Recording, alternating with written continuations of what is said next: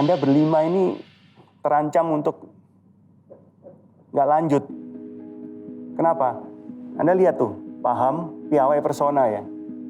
Jadi market challenge kali ini adalah kita mau melihat Anda tentu belum paham dengan Brodo. Oke lah, karena Anda masih baru. Anda baru bergaul dengan Brodo paling berapa, 1-2 hari kan? Ya, piawai. Tadi disebutin Mas Helmi, kepiawaian Anda untuk present dan sebagainya, oke. Cukup baik, tapi perlu ditingkatkan karena Anda tidak melihat target audiensnya. Tapi yang paling parah dari Anda berlima adalah persona. Nggak ada keinginan untuk survive-nya itu. Begitu kita ngomong, Mas Helmi ngomong, udah Anda, oh iya. Itu bukan sosok seorang pengusaha gitu loh. Cuman saya tanya satu deh. Kalau Anda semua misalnya, ya, harus ada yang keluar hari ini gitu ya. Siapa menurut Anda kira-kira? Satu-satu silakan. Atau ada yang menunjuk tangan, saya aja gitu. Itu kesatria artinya. Saya rasa Angie. Ada beberapa perspektif dalam arti framework bisnis yang pada umumnya yang mungkin dia sendiri mungkin masih baru ataupun belum paham. Oke, jadi Angie ya, kesabaranmu untuk menunggu kakak-kakakmu, benar petik berpendapat dulu ya, itu rupanya diterima beda gitu ya. Itu hati-hati makanya. Nggak bisa Anda karena yang lain lebih tua, saya tunggu dulu deh. Ya itu pelajarannya. Oke, dari siapa? Saya? Ya. Saya Putik Bapak. Kalau buat saya semua yang di sini sampai di sini itu mereka teman-teman dan termasuk saya itu punya perjalanan sendiri-sendiri pada bisnisnya. Putri, kita tidak bertanya itu, kita bertanya who is the weakest link among the 5. Maaf ya Angie, tapi maaf itu Ya sekali udah, lagi gitu aja. Angie. Oke. Kalau saya memilih Lydia, karena dia tidak bisa menangkap pesannya dulu, tapi langsung amarahnya yang keluar. Oke, cukup. Intan? Angie. Angie. Alasan sama? Iya, kurang lebihnya sama. Lydia? Iya, sama. Jadi kalau yang saya lihat, mungkin karena masing-masing dari kita semuanya memang founder ya, sudah berbisnis. Jadi kita juga punya caranya dan kalau yang saya lihat, Angie is really theoretical. Oke, terima kasih presentasinya. Thank you. Terima kasih Mas Handoko. Thank you Mas Handoko. Cukup menegangkan dan tanggapan dari Dekom juga sangat kritis, sangat to the point juga, dan saya membayangkan sebagai sebuah setting business challenge itu sesuatu yang sangat ideal dalam konteks menantang, tapi ya itulah bisnis gitu ya. Dan di sini seperti kita ditantang untuk sesuatu yang real, bagaimana kita menjawab problem solving yang ada, bagaimana kita berhadapan dengan katakanlah Dekom atau investor atau apapun namanya, itu menjadi exercise yang menarik gitu. Dan akhirnya mereka berhasil presentasi, memang bukan yang terbaik, tapi saya yakin di tahap-tahap berikutnya akan mampu memberikan yang terbaik. Ketika mereka hanya beberapa menit saja ya belum banyak hal yang bisa digali dari saya. Apalagi ketika tadi saya mempresentkan sesuatu yang bukan punya saya. Jadi it's fine. Salam diplomat. Kita siap bikin gebrakan. Ya, perkenalkan. Kami dari tim Helga akan membawakan 3 produk rekomendasi dari Brodo yang nantinya akan kami bawa di katalog di tahun 2021. Saya perkenankan untuk Mas Adam membawakan presentasi. Brodo terkenal dengan sepatu Indonesia yang memulai awal karirnya mengembangkan produk leather. Sejak 10 tahun yang lalu, Brodo sudah memiliki market yang kuat, di mana mengembangkan produk leather sebagai ekosistem sepatu di Indonesia. Kemudian di tahun 2021, Brodo berharap memiliki momentum yang sama untuk mendapatkan market yang baik di tahun 2021. Kami mencoba menggali insight dari tim Brodo pada beberapa waktu lalu. Yang pertama adalah Brodo ingin meng-unlock kategori baru dari sisi sport style. Kemudian yang kedua, Brodo ingin merejuvenate produk aslinya atau produk leathernya Brodo di tahun 2021. Seperti yang kita tahu, masih banyak hal yang terjadi secara global dalam akhir ini, dan di mana isu kesehatan atau lifestyle itu menjadi hal menarik yang akan dilakukan di tahun 2021. Ada satu statement yang menarik juga dari Presiden Joko Widodo, di mana tahun 2021 nanti wisata olahraga itu akan booming di tahun 2021 pasca pandemi. Nah, kemudian yang terakhir ada satu insight menarik lagi. Dari data yang kami temukan, penjualan alas kaki atau sepatu baik secara global maupun nasional itu mengalami penurunan yang sangat signifikan. Namun ada peluang baru yang ditunjukkan bahwa ada peningkatan angka 42% dari penjualan sepatu sneakers. Jadi Adam sudah menceritakan kalau tren nasional dan global adalah menuju healthy lifestyle. Tapi kita kalau peluncuran produk itu kan harus tahu dari sisi customer, apakah marketnya ada. Jadi kemarin dari waktu 30 jam yang diberikan, kita menyebar survei dan hasilnya kita mendapatkan 134 responden, semuanya laki-laki di kota besar urban yang dari interview dengan Brodo memang itu adalah target marketnya. Berdasarkan hasil riset dari tren maupun market research kita, jadi kita ingin memberikan rekomendasi 3 produk ini untuk dimasukkan ke dalam katalog Brodo di tahun 2021.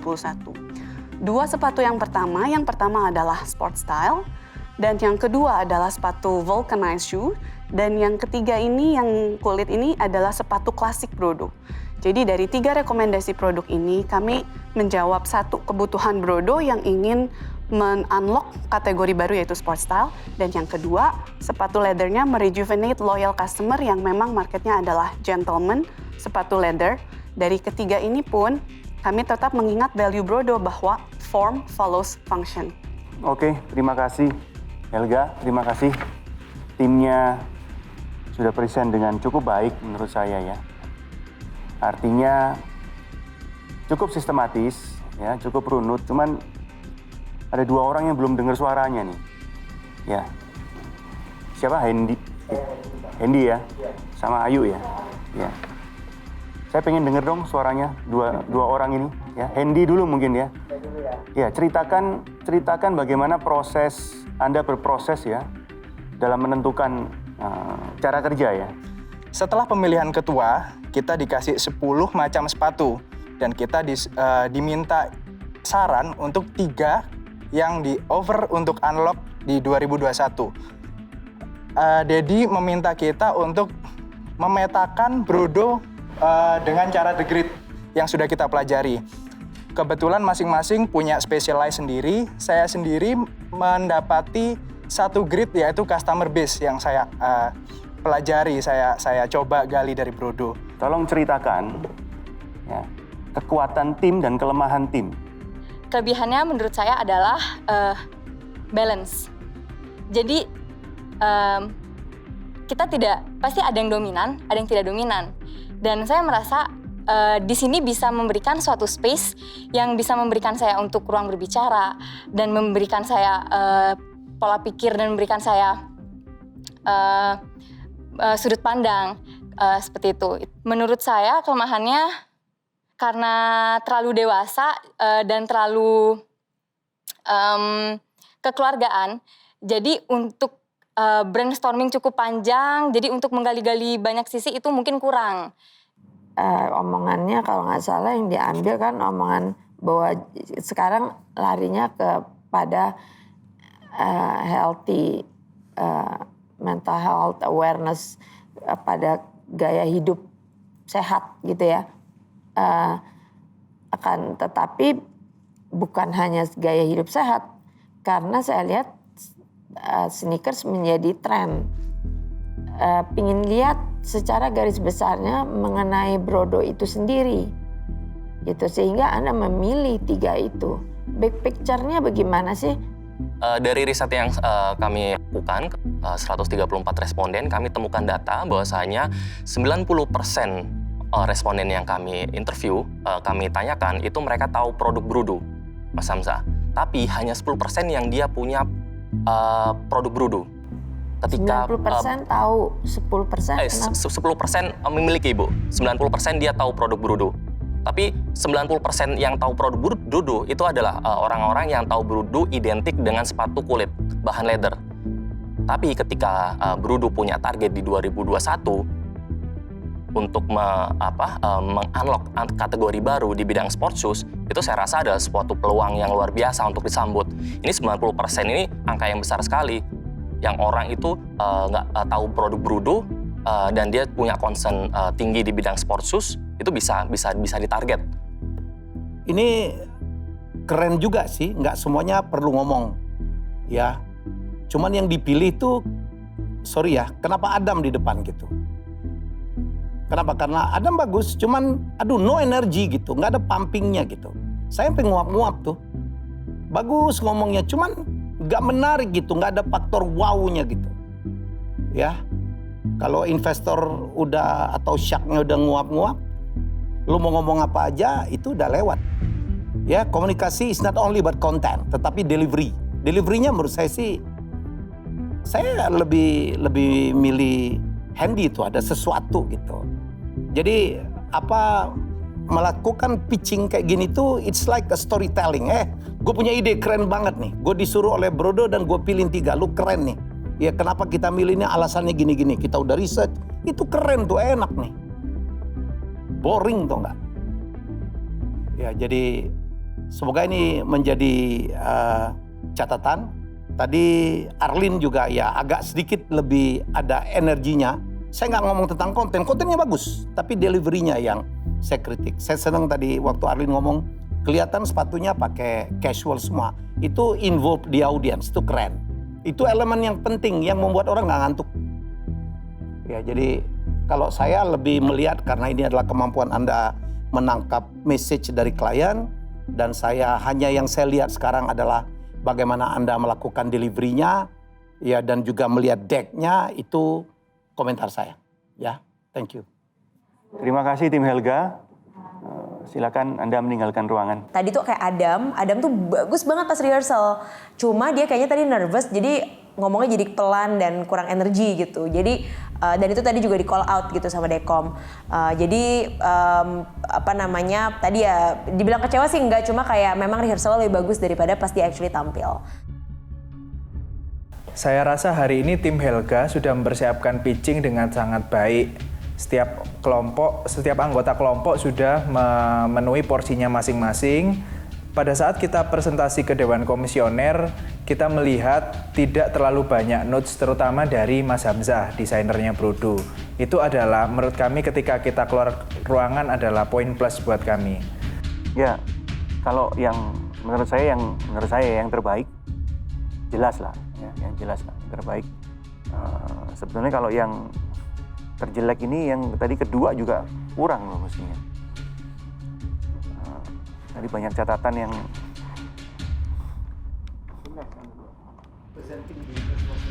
itu yang analisis deskriptif tadi itu kan ya. Ya, makanya saya terakhir bilang ya itu mah lookbook, brand book, Bu.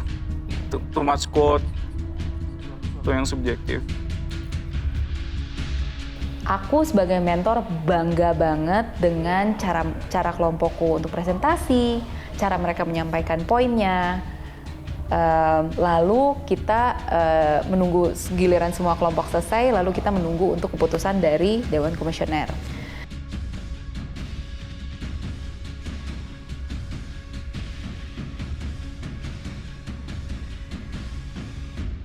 Oke, Challenger. Tadi kita sudah mendengarkan presentasi dari Market Challenge dari 4 tim ya. Kali ini saya ingin mengumumkan bahwa Market Challenge kita yang pertama di Kota Bandung ada konsekuensinya. Jadi ada Challenger yang memang harus pulang hari ini. Nanti peserta atau tim yang menang dan yang kalah akan diumumkan oleh perwakilan dari Brudo, ya, Mas Hamzah. Satu tim pemenang akan mendapatkan privilege, ya. Privilege-nya adalah semua anggota timnya lolos ke babak selanjutnya. Kemudian ada satu tim yang kalah, dinyatakan kalah pada hari ini. Tim yang kalah tersebut, semua anggota timnya akan ada berada di posisi yang tidak aman. Artinya siapapun dari anggota tim Anda yang kalah bisa untuk pulang hari ini. Silakan, Mas Hamzah, untuk memberikan hasilnya. Tim terbaik pemenangnya itu timnya Mbak Helga.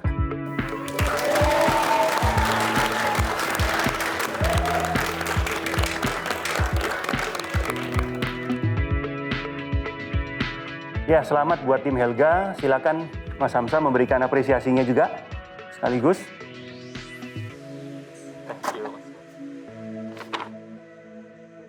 Hasil akhir diumumkan dan alhamdulillah challenge kedua ini tim Helga berhasil menjadi juaranya seperti challenge pertama.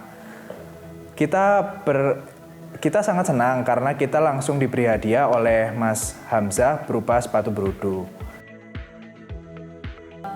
Perasaanku sih dengan timku menang atau dia berada di posisi teratas gitu ya dalam 2 challenge berturut-turut, aku ikut bangga. Aku merasa berarti kemarin pas gue memilih potential, actually mereka memang punya potensi yang baik gitu, karena sebenarnya kan meskipun ini challenge tapi ini juga menunjukkan cara mereka bekerja bersama dengan tim, beradaptasi, bagi tugas seperti di kehidupan nyata saat mereka berbisnis. Jadi aku sebenarnya bangga dan confident gitu bahwa tim ini kayaknya nanti pas udah selesai challenge ini pun saat mereka sendiri-sendiri, mereka tipe entrepreneur yang lapar gitu ya, hungry, mau belajar, dan mereka tuh saling membantu. Oke, dari 3 tim akan ada 1 tim yang dinyatakan kalah, yang semua anggota timnya ada dalam posisi yang tidak aman. Bukan berarti 2 tim yang lain aman semua, enggak. Silakan Mas Hamzah untuk memberikan penilaiannya. Untuk tim terburuk berdasarkan penilaian Dewan Juri juga jatuh ke timnya Mbak Ines. Nah, hari ini sayangnya kelompokku masih belum berhasil untuk mengambil hati Dewan Komisioner dan representatif dari Brodo. Walaupun aku ngerasa ini adalah effort terbaik mereka, diberikan waktu 30 jam untuk jump in ke pasar yang mereka sama sekali nggak tahu, ke industri yang mereka sama sekali nggak familiar. Jadinya itu membuat timku berada di posisi yang nggak aman gitu. Kalian berempat ada dalam posisi tidak aman ya. Saya minta Angie untuk bergabung di posisi yang tidak aman. Pungki, Putri. Oke.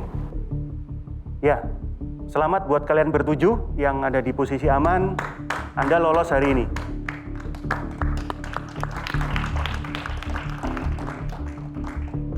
Sampai ketemu di kota Yogyakarta. Silakan, tinggalkan ruangan.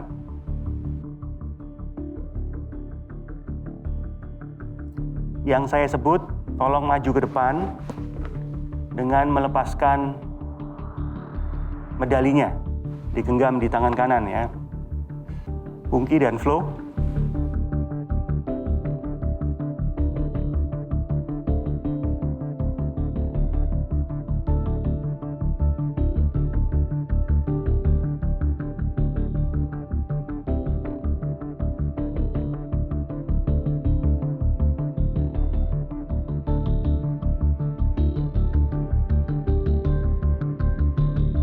Silakan, Pungki bisa meninggalkan ruangan ya.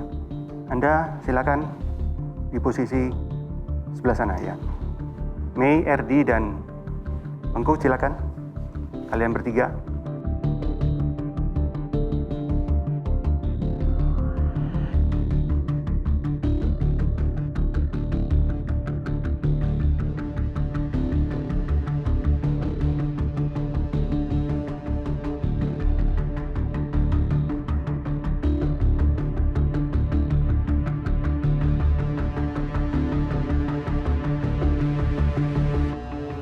Silakan, tinggalkan ruangan dulu. Agak merapat. Silakan berdua berdiri di sana. Angie dan Putri silakan.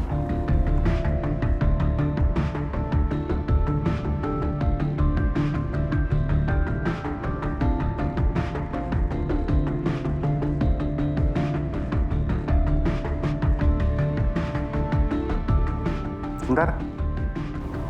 Anda silakan berdiri di sana. Putri, silakan meninggalkan ruangan. Saya beruntung sudah berdiskusi cukup intens dengan Putih. Diskusi yang saya lakukan yang sifatnya memberi masukan gitu, dan menurut saya memang dalam bisnis kita harus lebih fokus, kita harus lebih punya clarity gitu. Saya menganggap bahwa potensinya sangat besar di bisnisnya Putih, dan tapi clarity atau berkomunikasi lebih fokus, mengembangkan produk juga lebih intens itu sangat penting. Saya rasa dari segi narasi besar sangat kuat brandnya, tapi dari segi eksekusi ke depan itu harus menjadi lebih fokus, itu sangat penting. Kami sudah melaksanakan pekerjaan kami dengan baik, dan hasilnya saya tereliminasi karena di sini saya menangkap beberapa poin apa yang mereka inginkan dan apa yang kita sungguhkan itu sangat berbeda. Itu yang menjadi catatan penting dari Dewan Komisioner, khususnya Pak Sur, di mana seorang pemimpin itu harusnya bisa mengontrol atau memanage dan mengarahkan anggotanya untuk sesuai alur yang ditentukan, seperti itu. Selamat kalian berempat, ya masih bisa untuk lanjut ke challenge-challenge selanjutnya. Kami Dewan Komisioner mengharapkan apa yang kalian dapat hari ini bisa jadi pelajaran untuk ke depan ya, bisa menjadi lebih baik agar Anda tidak berada lagi di posisi yang tidak aman ya. Silakan. Oke, jadi terkait penilaian Dekom kepada tim kami dan khususnya Mei yang tereliminasi, menurut saya sih wajar ya, karena mungkin Pak Sur meng-highlight bahwa tidak ada leadership di tim ini, atau lebih tepatnya tidak ada sosok leadernya tidak terlihat, yaitu Mei. Nah, mungkin dari faktor itu memang benar di tim kami Mei kurang memimpin sejak awal. Lebih banyak Mas Rengku, saya dan Flo langsung melakukan pengerjaan tugas, sementara Mei kurang ada lead lah dari Mei. Dan itu benar yang disampaikan oleh Pak Sur. Jadi menurut saya penilaian Dekom cukup objektif dan tepat. Belum selesai, kita happy, tiba-tiba kita dipanggil lagi untuk ketemu Dekom lagi. Ternyata ada hal yang super mengejutkan sih. Silakan.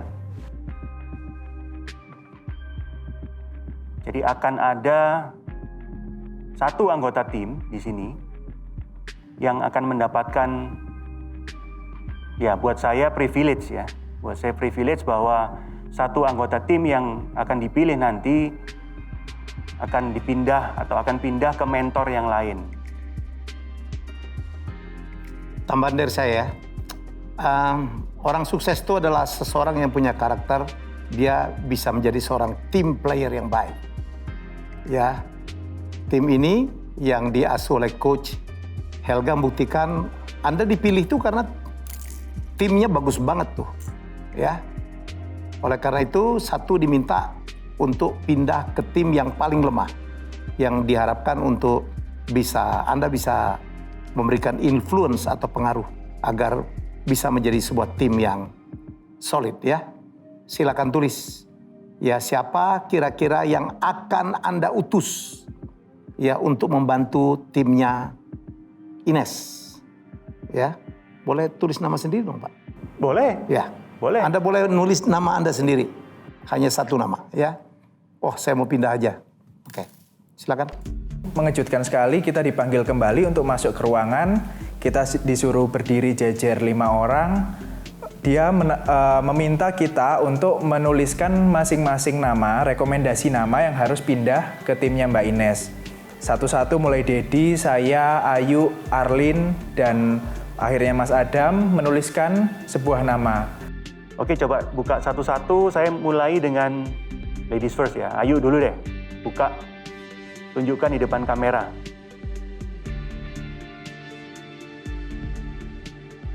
Adam. Arlin, silakan dibuka. Arlin. Hendy? Hendy? Wah. Adam, silakan. Adam. Oh, 2 Adam. 2 Adam. Jadi?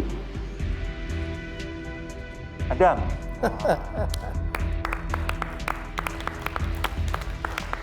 Udah jelas berarti siapa yang dipilih untuk membantu tim Ines gitu ya.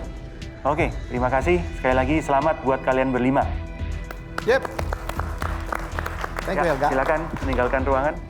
Pas pemilihan itu tuh mereka semua sedih gitu. Cuma memang aku personally, kalau aku yang memilih, aku juga bakal milih Adam. Karena Adam itu menurut aku kuat, sama kuatnya sama beberapa player yang ada di timku. Dan menurut aku dia actually bakal punya kesempatan untuk nge-lead tim yang lain kalau misalnya dia diberi spotlight gitu. Dan dia sedangkan tim kita Arlene juga udah strong gitu. Jadi menurut aku strong leader salah satunya yang pergi dari tim kita untuk ke tim yang lebih lemah. Itu menurut aku bagus gitu untuk perkembangan orang tersebut buat timnya yang ditinggalkan maupun tim yang didatengin gitu. Cuma ya sedih, jadi tadi pada nangis dan memang Adam itu orangnya tipe yang kayak kita baru ngobrol sekali habis itu langsung rasa deket gitu. Jadi sedih lah timnya tadi yang ditinggal. Ya, jadi setelah kejadian eliminasi itu ternyata tim kami dapat pasukan baru yaitu Mas Adam dari timnya Mbak Helga. Di mana Mas Adam mungkin salah satu faktor kunci kenapa tim Mbak Helga bisa menang. Nggak sekali tapi 2 kali loh. Di tahap waktu tantang pertama outbound dan tantang kedua di tantang Brodo ini. Dan tambahan pasukan dari tim Mbak Helga, Mas Adam ini menurut saya akan sangat signifikan memperkuat kemampuan tim kami ya, baik dari sisi ide ataupun eksekusi. Karena saya yakin Mas Adam ini pengalamannya banyak, dari bisnisnya gede banget. Tadi juga udah ngobrol-ngobrol, apalagi tantang berikutnya masih berkaitan dengan fashion. Disinilah kami yakin Mas Adam bisa memberikan nilai tambah yang cukup signifikan di tim kami, tim Mbak Ines. Harapannya pasti di tim yang baru ini kita bisa menangin kompetisi ke depan, itu udah pasti, gitu kan. Tapi untuk bisa memenangkan kompetisi ke depan, tadi sempat ngobrol-ngobrol sama timnya yang udah ada, kayak Rengkuh gitu kan, terus kayak Flo dan lainnya. Sebetulnya sih gue langsung aja offering sama mereka, guys, di tim ini tuh capability-nya gue tuh ini. Terus pada saat gue di tim Helga, gue itu pakai capability gue tuh A, B, C, D, E gitu kan. Jadi gue akan seneng kalau misalkan di next challenge gue bisa bantu tim ini dengan skill yang gue punya. Ya, 19 challenger di grouping ya menjadi 4 grup dengan mentor masing-masing yang sangat hebat. Tadi ya pesan atau tugas untuk memberikan rekomendasi ya kepada Brodo dan Project, dan ternyata tidak gampang. Jadi di dalam challenge kali ini kita bisa dengan gamblang melihat masing-masing peserta bagaimana dalam penerapan 3P-nya. Itu sangat membantu untuk seorang pengusaha bisa untuk ke depan dia bisa lebih maju begitu. Jadi itu yang ingin kami capai untuk menjalankan market challenge yang ada di Kota Bandung ini. Ya, demikianlah akhir dari market challenge di Bandung. Banyak hal yang bisa dipelajari. Sampai jumpa lagi di kota berikutnya, Yogyakarta. Challengers, DSC ke-11, selamat datang di Yogyakarta. Dan hari ini kita diberikan kesempatan untuk bisa berkunjung ke Jogjatorium ini. Jogjatorium adalah tempat bagi brand paling terkenal di Jogja untuk fashion adalah Dagadu. Mungkin teman-teman sudah tahu semua ya.